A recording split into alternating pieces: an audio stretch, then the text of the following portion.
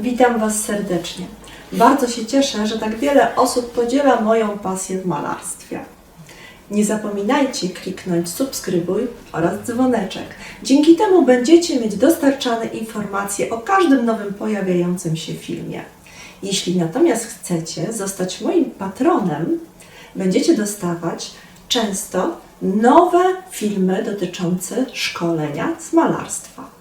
Wystarczy rozwinąć opis na dole. Witam Was, moi kochani, serdecznie w następnej lekcji o malowaniu.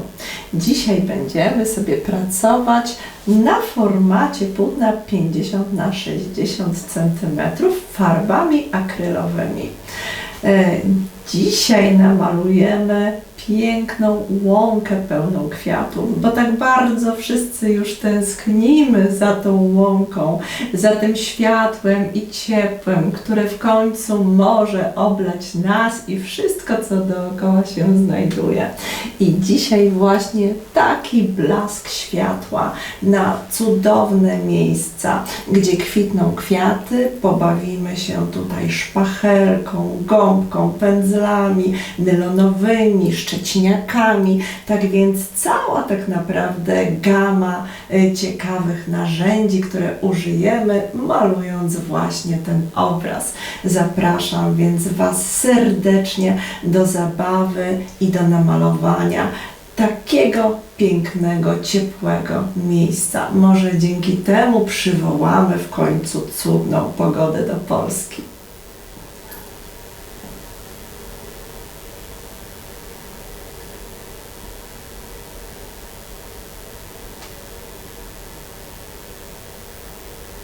Przystępujemy do pracy. Na formacie 50 na 60 będziemy malować pejzaż, w związku z tym zasugerujemy sobie najpierw delikatną linię horyzontu. Mniej więcej na takiej wysokości, czyli troszeczkę ponad połową naszego obrazu, wyznaczymy taką pozorną linię. Tutaj namalujemy niebo, mocny blask słońca, sugestia bardzo daleko, gdzieś oddalonych drzewek, a tu pojawi nam się łąka, niezwykła, świetlista, piękna, na której pojawią nam się jako bohaterowie główni, tym razem piękne, czerwone maki. Zaczynamy sobie od tak. Pędzlem nylonowym, umaczanym delikatnie w wodzie, takim kolorem bardzo blado-błękitnym, od razu gotowym. Jeżeli nie macie, możecie zrobić po prostu z jakiegoś błękitu chłodnego i z bieli. Delikatnie przejadę sobie od razu większą partię nieba.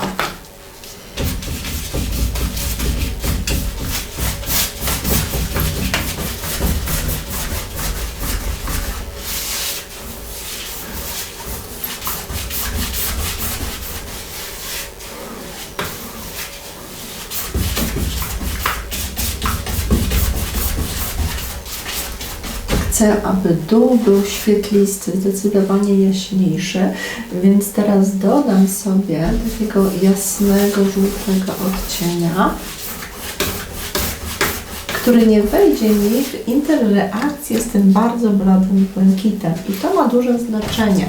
Gdybyśmy tutaj użyli nieco bardziej intensywnych kolorów, mogłoby nam się to niebo zazielenić, a to nie jest tutaj wskazane. I leciutko przejeżdżając, popatrzcie, tym dużym pędzlem w taki delikatny sposób mogę sobie jeszcze kształtować to niebo z kolorami. Teraz mogę już w miarę bezpiecznie dodać sobie jakieś mocniejsze odcienie tutaj na sam dół. Pracuję głównie już po tej żółci bladej.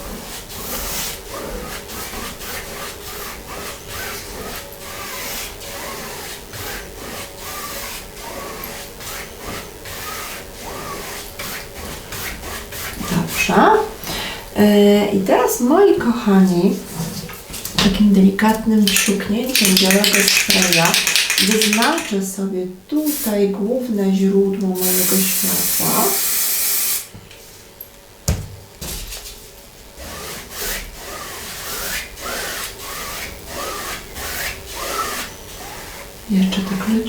leciutko przejadę.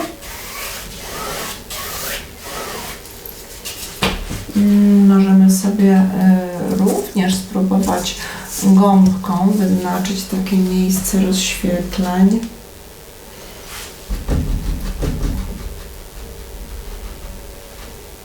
I teraz tą samą gąbką popracujemy sobie nad zbudowaniem drzewek.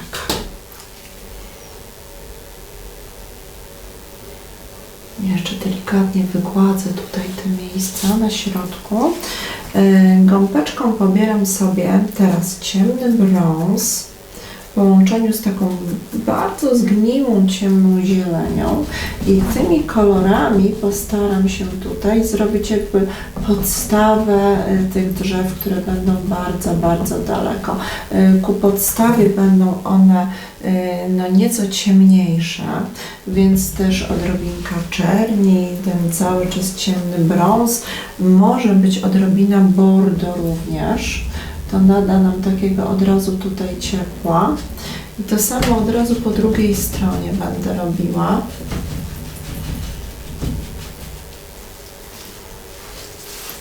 I teraz troszeczkę wyżej tą gąbeczką.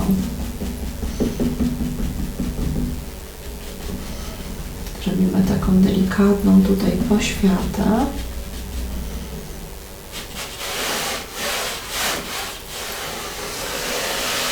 Poprawimy troszeczkę tą linię horyzontu, przejeżdżając delikatnie gąbką.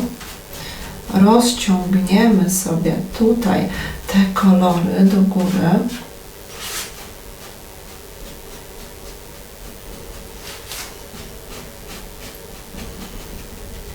I teraz przepracujemy troszeczkę pędzlem do tapowania. Popatrzcie, to jest taki śmieszny, rozczapiżony, stary szczeciniak, gdzieś tam kupiony w budowlanym sklepie.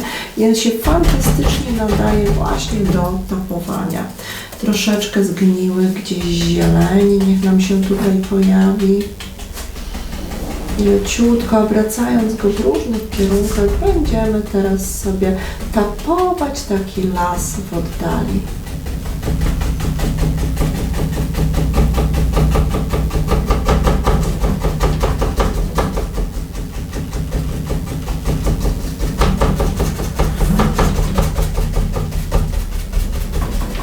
Dodajmy sobie troszeczkę takich cieplejszych kolorków, może odrobina na przykład ochry.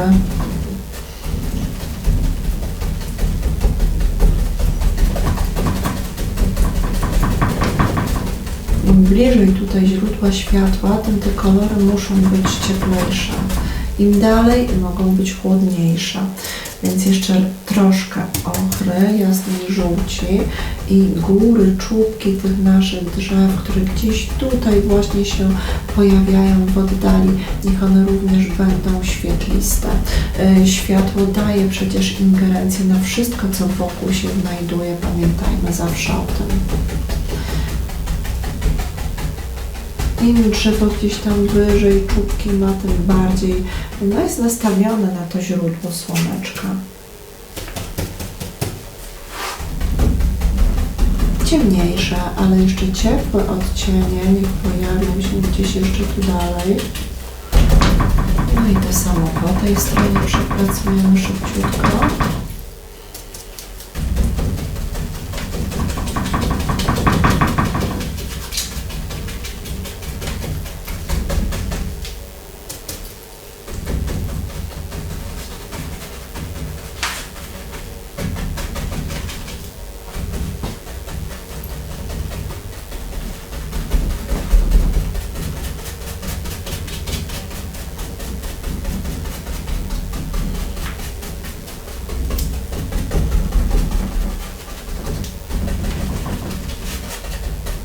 Jeszcze trochę leciuteńko.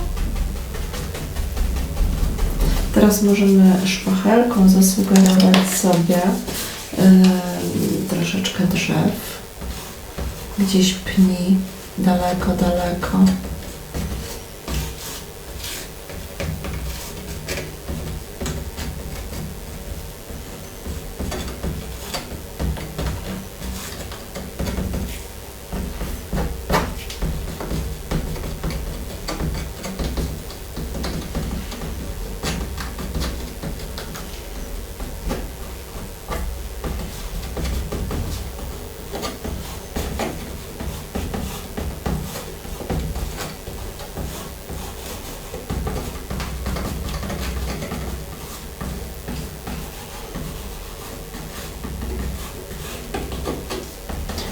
wszystko jest gdzieś naprawdę jeszcze, popatrzcie, bardzo, bardzo daleko, więc jeżeli sugerujemy, to tak naprawdę niezwykle subtelnie. I jeszcze troszeczkę.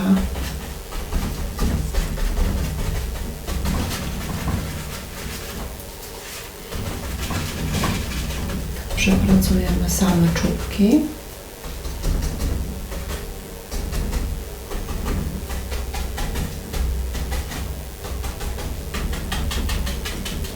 No dobrze. Co się dzieje dalej teraz, moi kochani? Pobieramy sobie nawet tym właśnie pędzlem szczecinowym troszeczkę takiego brązu, jeszcze tej zieleni i na tym etapie troszeczkę dodamy sobie również właśnie jeszcze tych kolorków.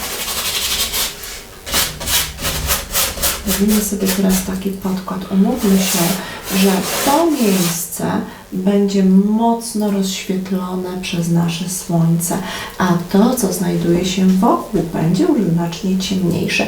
Więc możemy stworzyć tutaj już taki właściwie bardzo ładny podkład szybciutki.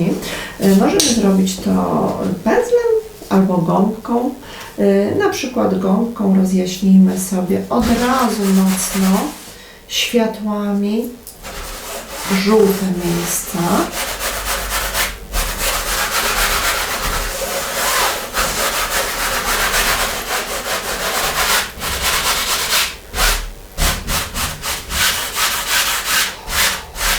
I od tych żółci wchodzimy w zdecydowanie ciemniejsze odcienie. Taka ciemna, piękna zieleń zgniła, która bardzo ładne ma połączenie z tą oliwką.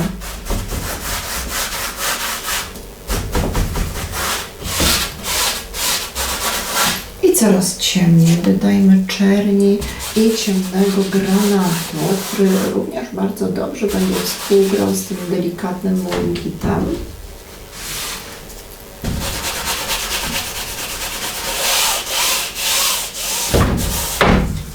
Musimy tu unieść troszeczkę obraz na poziom sztalugi, tak aby wszystkie krawędzie dokładnie zamalować, żeby później nie zostawiały nam jakieś białe miejsca niedomalowane. No i co, moi kochani, budujemy łąkę. Zanim zbudujemy kwiaty, naprawdę ta łąka musi być pełna światła i drobiazgów. Więc ten pędzel szczecinowy, który nam tak stuka o sztalugę, będzie się tu niestety bardzo dobrze nadawał. Biała farba, jaśniutka, cytrynowa i nadajemy tutaj mnóstwo elementów. Popatrzcie, mnóstwo traw, mnóstwo tapowania, ciepła. To musi być taki naprawdę efekt światła wbijającego się właśnie nam takim pięknym, żółtym odcieniem, pomarańczem prosto w te nasze kwiaty, w tą naszą łąkę. Dużo musi się tutaj naprawdę dziać i właśnie zaczniemy sobie od takiego tapowania tych najjaśniejszych elementów.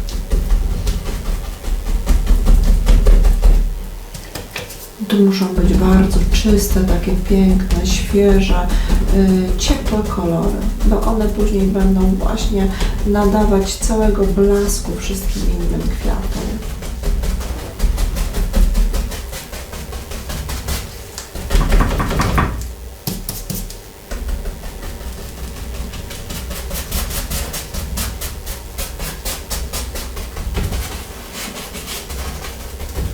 Dobrze, przepracujmy sobie teraz również trochę gąbką.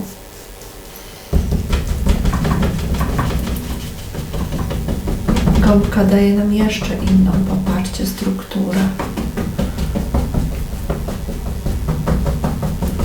Taką większą miękkość podkładów. Niech ta gąbka również częściowo nam wchodzi i rozciąga właśnie tą żółć w taki miękki sposób po reszcie całej płaszczyzny.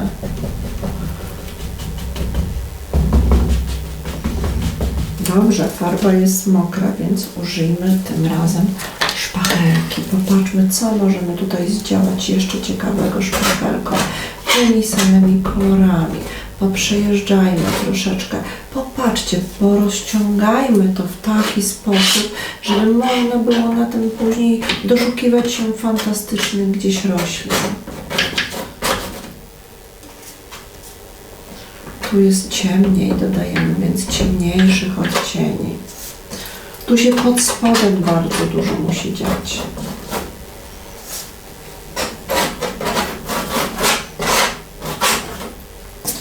Dodaję sobie cały czas tej oliwkowej farby, przyjeżdżając właśnie w taki sposób szpachelką, łączę ze sobą te wszystkie ciekawe odcienie i struktury i teraz na tym sobie pobuduję mnóstwo dodatkowych traw. Wycieram szpachelkę i zacznę od tych jaśniejszych odcieni. Niech te trawy, które się pojawiają mi tutaj z bliska, wychodzą aż ponad poziom linii horyzontu.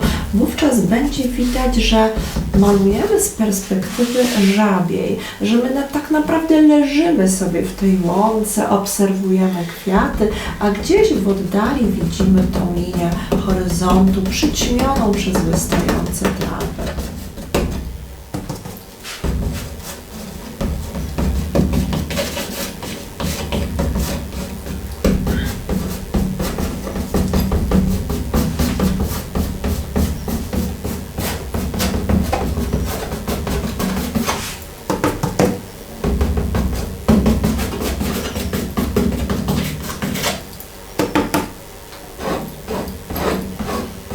Pamiętajcie, że na łące nic nie ma regularnego. Wszystko jest teoretycznie chaotyczne. Każdy kłos, każde źdźbło może układać się w zupełnie inny sposób, a jednak wszystko tworzy cudowną, harmonijną całość. Musimy się skupić przede wszystkim na kolorystyce, na plamie barwnej, a na końcu na kształcie.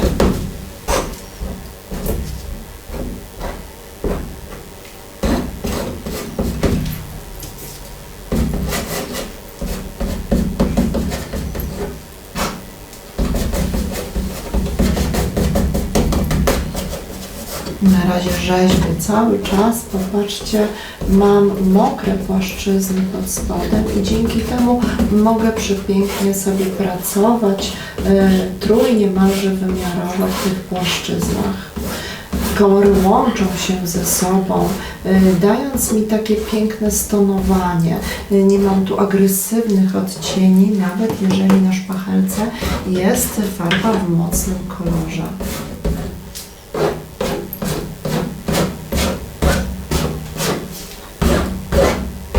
W tej chwili wykonujemy cały taki piękny podkład tak naprawdę pod kwiaty. Najpierw musi znaleźć się trawa, jakieś właśnie takie wysokie elementy. My patrząc na tą łąkę musimy mieć wrażenie, że to jest prawdziwa łąka, że tu mnóstwo się dzieje.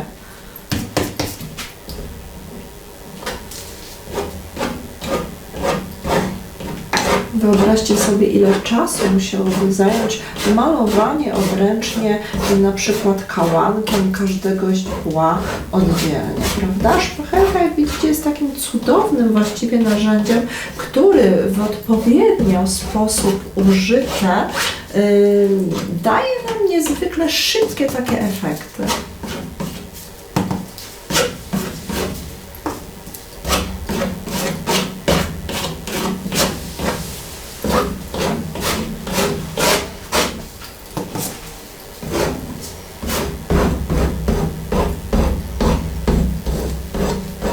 Dobrze. Oprócz tego, że pojawią się nam tutaj za chwilę piękne maki, chciałabym, żeby również pojawiły się inne kwiatuszki, na przykład jakieś takie delikatne, łączne, fioletowe, okrągłe. Dlatego tutaj jest takie bardzo śmieszne, sympatyczne narzędzie. Popatrzcie, taka okrągła gąbeczka na trzonku. I teraz makam sobie delikatnie w fiolecie odrobinę różu, troszeczkę jasnego różu, Zobaczmy, co tutaj się będzie działo. Możemy sobie dodawać oczywiście różnych kolorów. I teraz przykładając taką gąbeczkę w różnych punktach, możemy sobie dodatkowo stworzyć właśnie taką szybką iluzję jakichś okrągłych kwiatuszków, które nam się tutaj pojawią.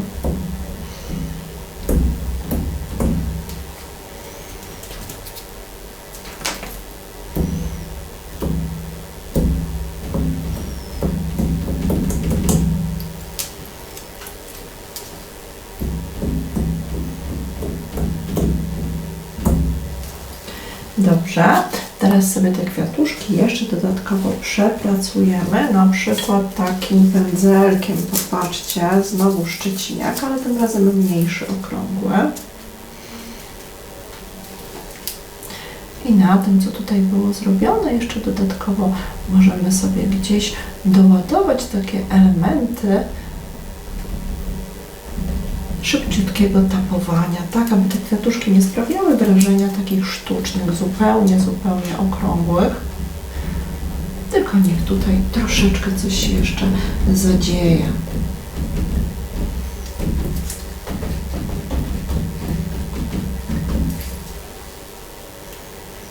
Dając kilka kolorów, możemy również tworzyć tego typu bardzo szybciutko ciekawe kwiaty, ale musimy sporo tutaj, naprawdę sporo tej farby umieścić, bo pamiętajmy, że to wszystko pod spodem jest jeszcze mokre, więc w bardzo szybki sposób będą nam się te kolory ze sobą tutaj łączyły, więc głównie praca jest taka z grubą ilością farby.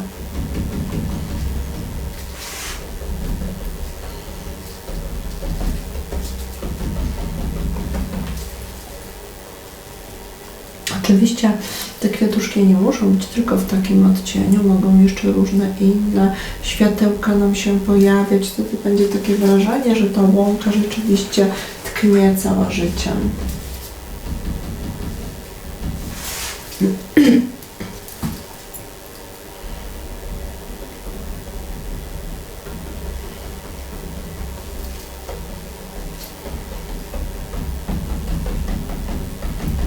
Mnóstwo jakichś takich drobniutkich gdzieś tam kuleczek, takich małych dotknięć spowoduje, że będziemy mieć wrażenie, że to po prostu wszystko jest takie pełne kwiatów dookoła, kwitnące, pachnące.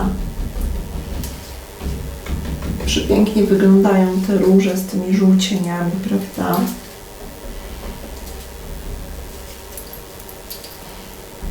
Nawet gdzieniegdzie takich mocniejszych odcieni możemy dać jako takie akcenty kolorystyczne, też będą tutaj przepięknie wyglądały. I na to wszystko jeszcze odrobina tej szpachli, która pozakrywa część kwiatków, tak aby to wszystko wyglądało naturalnie.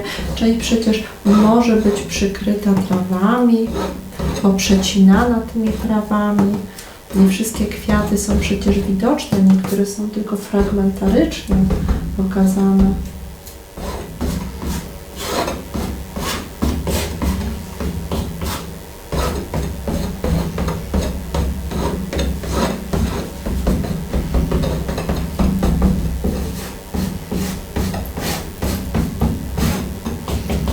No dobrze, moi kochani. No to teraz obiecane maki. Biorę małą szpachelkę, tak żeby mogła nią lepiej manewrować i mam teraz dwa odcienie do maku, doskonale. Jeden to jest bordeaux, a drugi to jest taka makowa czerwień. Pobieram sobie od razu dwa kolory, najlepiej na szpachelkę i popatrzcie, takimi właśnie ruchami, w taki sposób będziemy tworzyć sobie piękne, mięsiste płatki.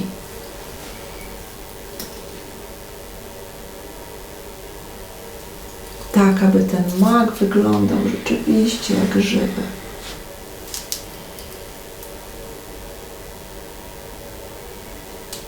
One muszą być, moi drodzy, w różnych układach, tak żeby wyglądały jak najbardziej realistycznie.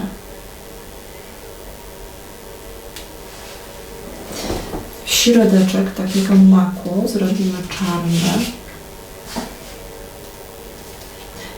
delikatnie jeszcze możemy powyciągać tutaj takie bardzo charakterystyczne w oparcie elementy.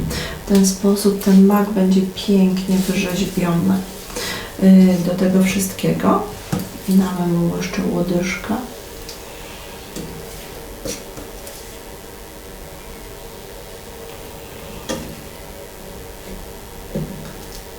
I możemy mu dodać jeszcze takie maleńkie elementy pączków. I takie właśnie maki będziemy tutaj dzisiaj tworzyć. Więc dużo farby na szpachelkę, bordo, ta piękna, jasna, makowa czerwień i te nasze cudne płatki, które mają wręcz się świecić od tego słoneczka.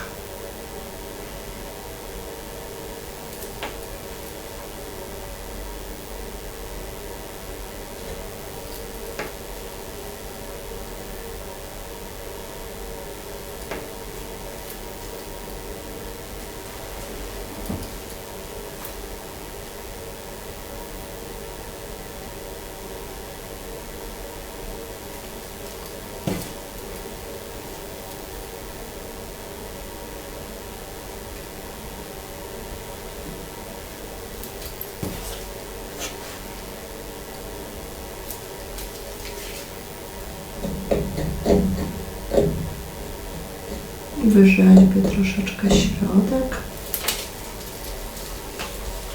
Możemy mu nawet dać taką leciutko, delikatnie jaśniejszą krawędź, pokazać światełko.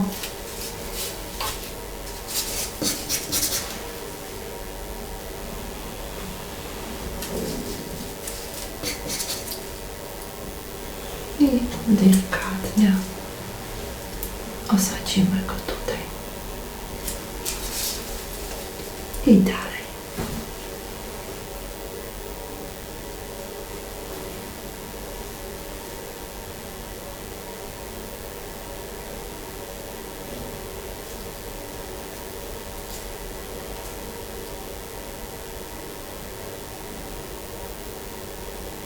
Niech one będą w różną stronę zwrócone. Ten zrobimy bardziej do góry, czyli tutaj dół niech będzie ciemniejszy nieco, a jaśniejsza góra. I tutaj ledwo taki widoczny środeczek gdzieś tam wychodzący.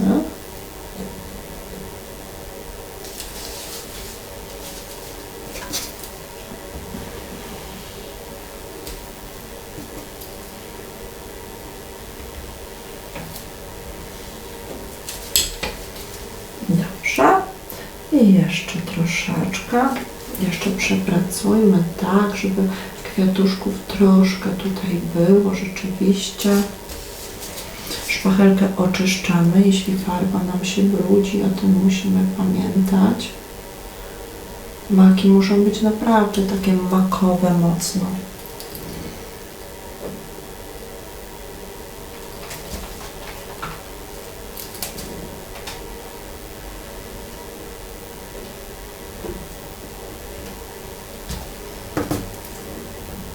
Tutaj w cieniu może być nieco ciemniejszy.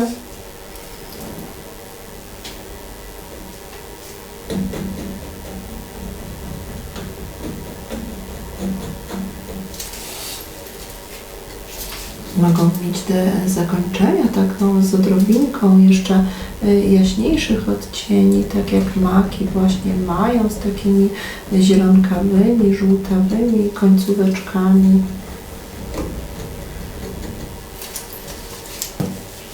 I cieniutka łodyżka od tego. Zróbmy jeszcze troszeczkę mniejszy gdzieś w oddali.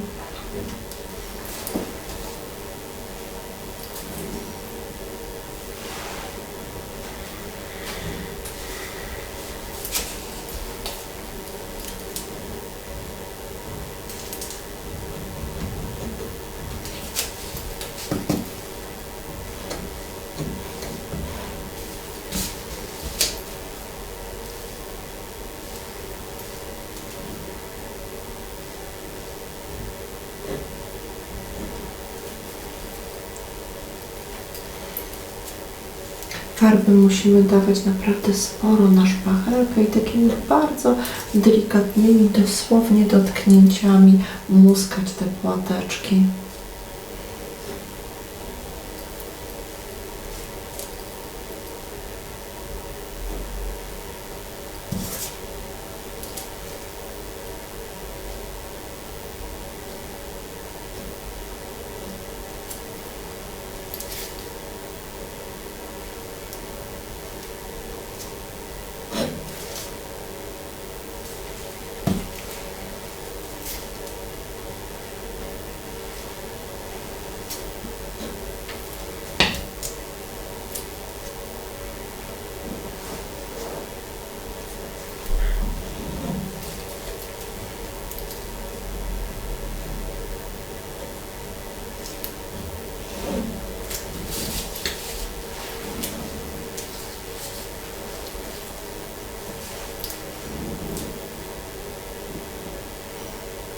Może jeszcze tutaj zrobimy kwiatuszka.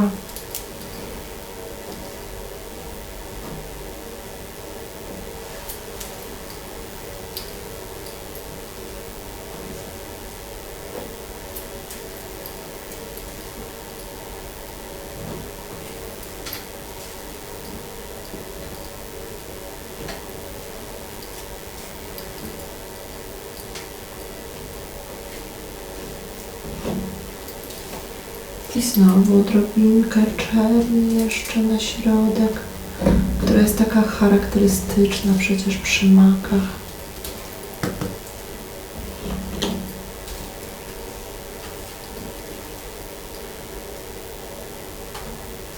Gdzieniegdzie niech się pojawią właśnie jeszcze te pączki, które zawsze są takie nieodzowne od maków.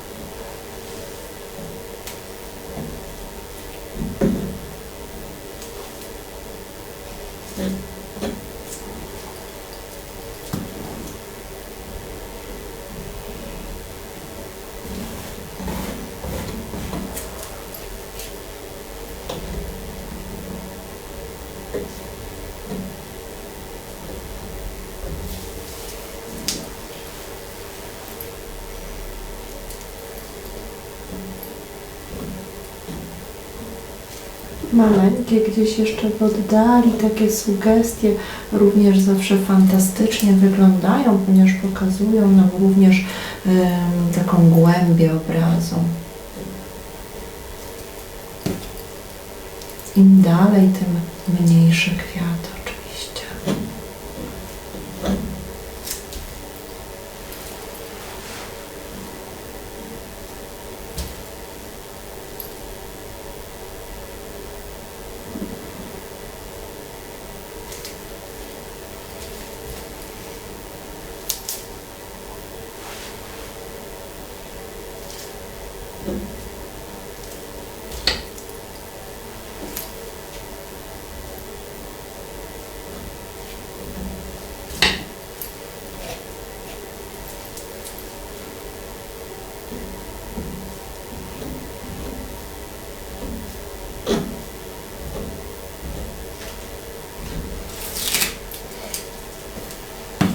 Dobrze, jeszcze kilka drobiazgów.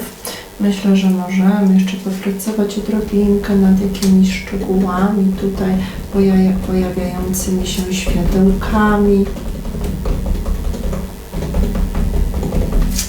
No i też pamiętajmy, że warto byłoby gdzieś na przykład przeciąć trawą z przodu taki kwiat, tak żeby nie wszystkie były takie bezpośrednio widoczne. Wtedy będą wyglądały jeszcze nam bardziej takie naturalne.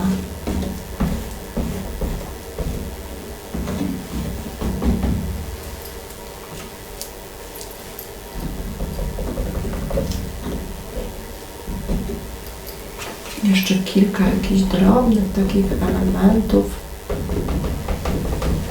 tak żeby one nie były takie zbyt samotne jako kwiaty na naszej łące.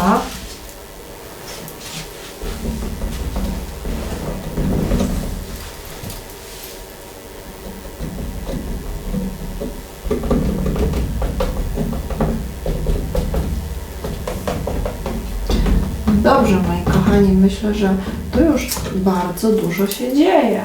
Łąka kwitnie i mam nadzieję, że sprawi Wam ogromną przyjemność namalowanie właśnie lata, kiedy tak wszyscy bardzo czekamy na tą piękną pogodę. Dziękuję Wam dzisiaj serdecznie za uwagę i oczywiście zapraszam do kolejnych filmów.